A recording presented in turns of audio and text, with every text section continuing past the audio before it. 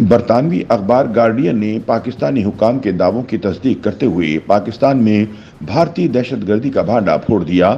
اخبار نے بھارتی خفیہ ایجنسی را کے 2020 سے لے کر اب تک پاکستان میں 20 افراد کو قتل کروانے کا انکشاف کیا ہے۔ برطانوی اخبار دی گارڈین نے ایک خصوصی رپورٹ میں دعویٰ کیا ہے کہ بھارتی حکومت نے 2020 سے اب تک پاکستانی سرزمین پر 20 افراد کو قتل کروایا۔ دی گارڈین کی رپورٹ کے مطابق پاکستانی اور بھارتی خفیہ ایجنٹس سے ہوئی گفتگو اور پاکستانی تفتیش کاروں کی فراہم کردہ دستاویزات سے پتہ چلتا ہے کہ کس طرح بھارت کی انٹیلی جنس ایجنسی را نے 2019 کے بعد سے قومی سلامتی کے نام پر مبینہ طور پر بیرون ملک قتل کرنا شروع کیے۔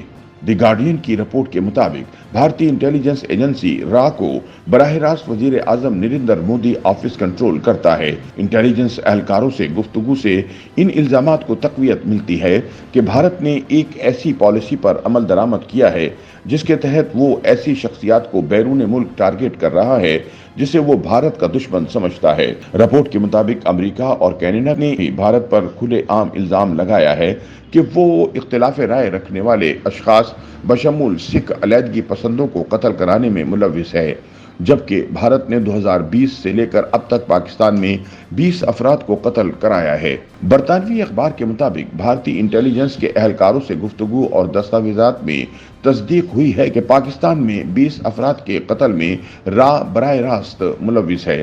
رپورٹ میں پاکستانی تفتیش کاروں کے حوالے سے بتایا گیا کہ ان اموات کی منصوبہ بندی را کے سلیپر سیلز نے کی ہے جو کسی دوسرے ملک سے کام کر رہے تھے۔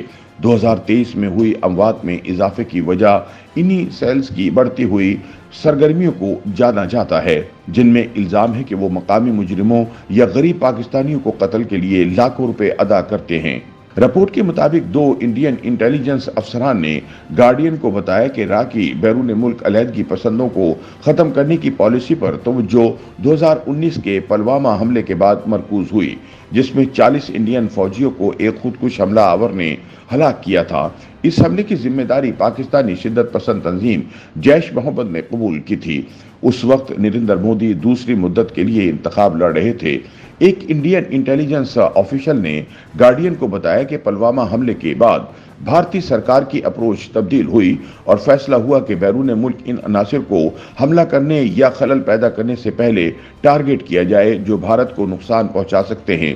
اس حکمت عملی کے تحت کارروائیوں کا دائرہ کار دیگر ممالک تک بڑھا دیا گیا۔ یاد رہے کہ پاکستان کے سیکرٹری خارجہ سائرس سجاد قاضی نے رواں سال 25 جنوری کو اسلام آباد میں میڈیا سے گفتگو میں کہا تھا کہ ان کے پاس پاکستانی سرزمین پر قتل کے 2 واقعات میں بھارتی ایجنٹس کے ملوث ہونے کے مستند شواہد موجود ہیں۔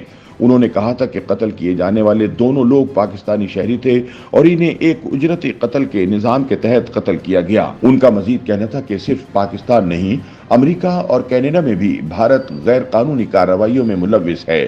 امریکہ اور کینیڈا میں ایسی کارروائیوں میں ایک جیسا طریقہ کار استعمال کیا گیا۔ امریکہ میں بھارتی ایجنٹ ایک امریکی ایجنٹ سے رابطہ کر کے بیٹھا اور بے نقاب ہوا۔ سیکرٹری خارجہ کے مطابق انڈین ایجنٹس نے کسی اور ملک کو محفوظ ٹھکانہ بناتے ہوئے ٹیکنالوجی کے ذریعے پاکستان میں یہ قتل کروائے۔